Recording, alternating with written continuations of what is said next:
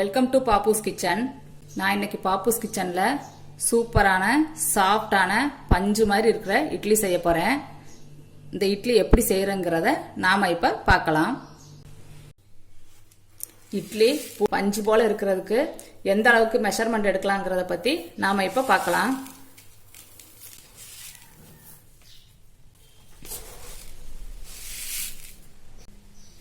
நாலு கப் இட்லி அரிசி எடுத்துக்கிறேன். 1 2 3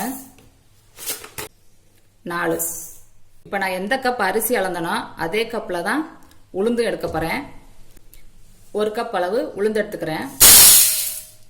இப்போ இது ரெண்டையும் நல்லா கழுவி எடுத்துக்கலாம். அரிசி உளுந்து ரெண்டையுமே வாஷ் பண்ணியாச்சு. இனி இதை ஒரு 5 மணி நேரம் ஊற வச்சிடலாம். இது கூட 1/2 ஸ்பூன் வெந்தயம் போட்டுக்கிறேன். அதையும் ஊற வச்சிடலாம்.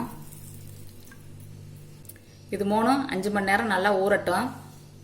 உளுந்தும் அரிசியும் 5 மணி நேரம் ஊறிடுச்சு. நாம இப்போ இதை அரைச்சி எடுத்துக்கலாம். ஊற வச்சிருக்க வெந்தயத்தை நான் ஆட் பண்ணிக்கிறேன் ஃபர்ஸ்ட். இப்போ அதோட உளுந்தையும் சேர்த்துக்கிறேன். உளுந்து ஊற வச்சிருக்க தண்ணியை வச்சே நம்ம அரைச்சி எடுத்துக்கலாம்.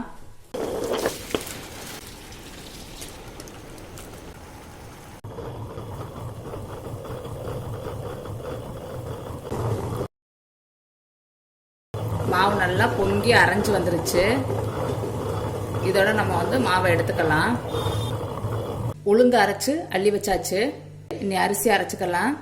அரிசி அரைக்கிறதுக்கு நம்ம அரிசி ஊற வச்ச தண்ணியவே யூஸ் பண்ணிக்கலாம்.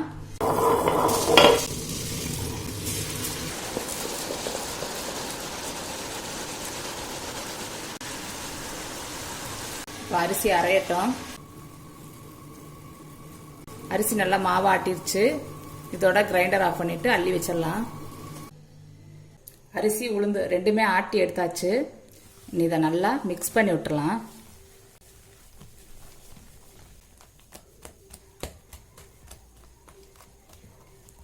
எப்பவுமே கைனாலையும் மிக்ஸ் பண்ணி விட்டுக்கிறேங்க. மாவுக்கு தேவையான அளவு உப்பு சேர்த்துக்கிறேன்.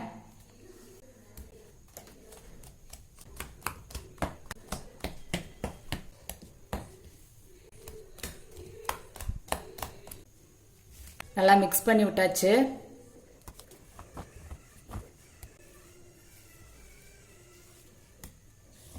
இனி 8 மணி நேரம் நல்லா புளிக்க வச்சிடலாம்.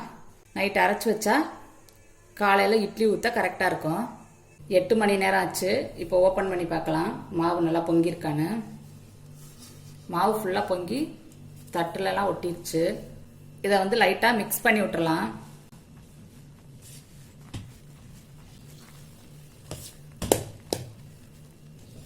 நல்லா மிக்ஸ் பண்ணி விட்டாச்சு. இனி இட்லி தட்டில் இட்லி ஊற்றிக்கலாம். இட்லி தட்டில் எண்ணெய் தடவி வச்சுருக்கேன். இப்போ இதில் இட்லி மாவு ஊற்றலாம்.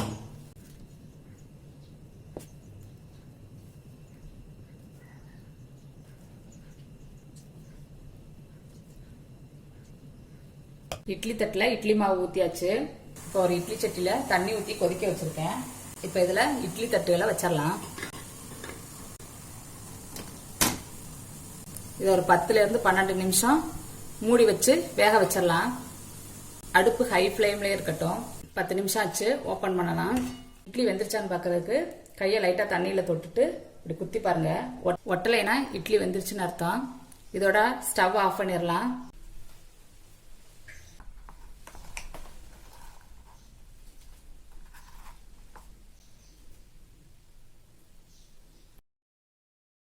இட்லி நல்லா சாஃப்டா பஞ்சு மாதிரி வந்திருக்கு.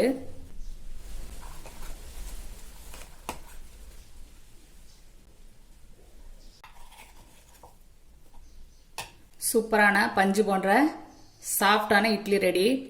நீங்களும் உங்க வீட்டில் ட்ரை பண்ணி பாருங்க. உங்களுக்கு இந்த வீடியோ பிடிச்சிருந்தா பாப்பூஸ் கிச்சனுக்கு லைக் பண்ணுங்க, கமெண்ட் பண்ணுங்க, மறந்துடாம சப்ஸ்கிரைப் பண்ணுங்க. Eat healthy, think better.